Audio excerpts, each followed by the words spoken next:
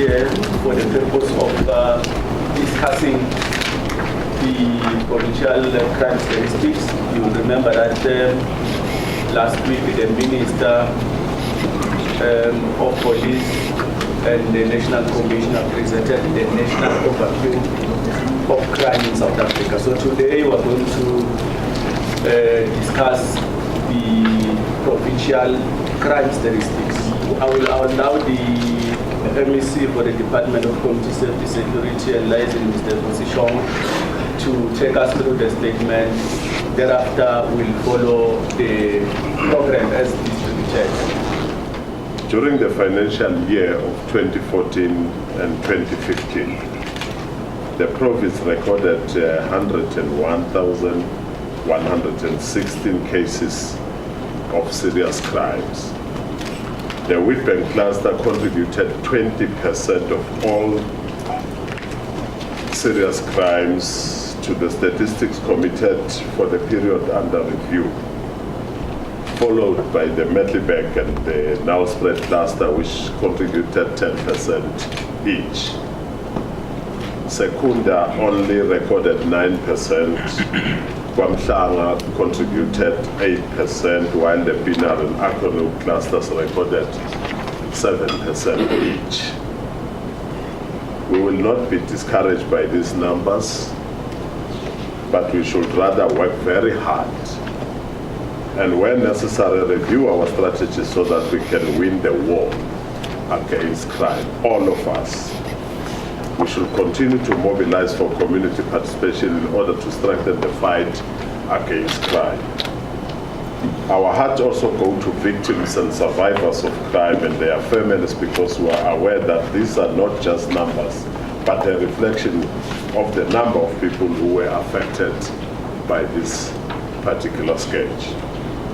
We know that many families are suffering and others have been disintegrated. Some children no longer have parents, while others have been robbed of breadwinners. Some businesses have closed down and as a result of criminality, and all this demonstrates the effect of what crime can contribute into our communities. Out of the 7 categories of conduct crime, which include murder, attempted murder, sexual offenses, assault with intention of cause grievous bodily harm, which is normally called GBH, assault, common, aggravated robbery, and common robbery, 3 of those crimes have declined. Murder and robbery aggravated have taken a hike by 3.1%, with a record of 831 cases, and 7.7%, which records 5,656 cases respectively. While both assault, GBH, and common assault have increased by 0.6%. Mob justice has since been discovered as one of the contributors to the increase of murder cases in the province. I think all of us that are here, we know of this particular behavior of our communities around the province. Police stations such as Mpumalanga and Fosnan have contributed approximately 7.9% and 6% respectively to the increased rate of murder in the province. Well, ladies and gentlemen, in his State of the Province address, our Premier, Mr. Titi Mabuza, mentioned that domestic violence, which included sexual offenses, was at the top of the priority list that the province needed to focus on. Well, I must mention, talking about the Premier, that the Premier, Mr. Titi Mabuza, is well and is recovering very well. He is rested by the doctors. This matter and this story that have been circulating that the Premier is no more, those are very naughty and unfounded information.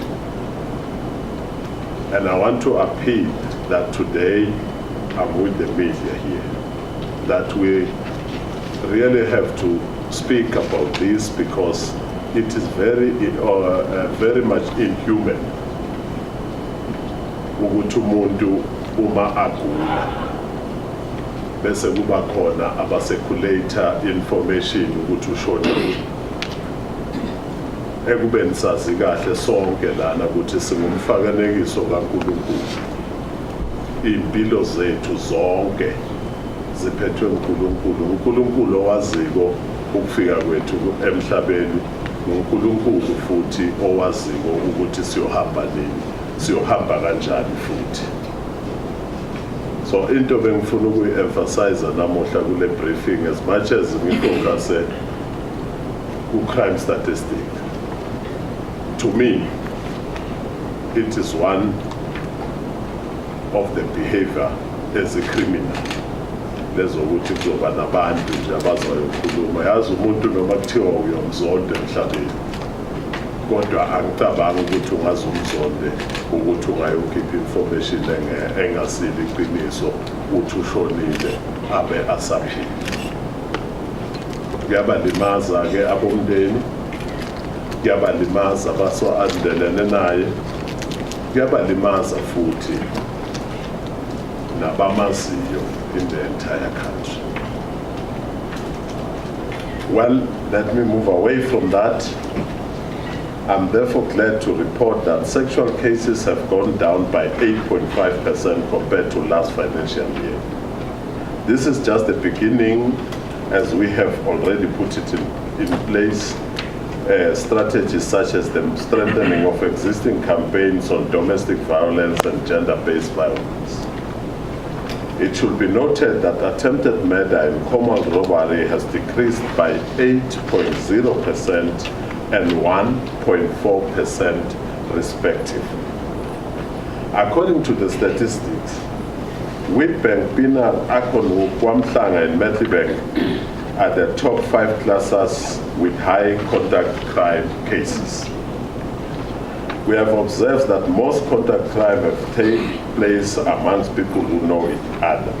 And that is the reason it is difficult for the police to deal with that particular type of crime. Alcohol and drug abuse seems to be contributing towards the commission of most of these contact crimes.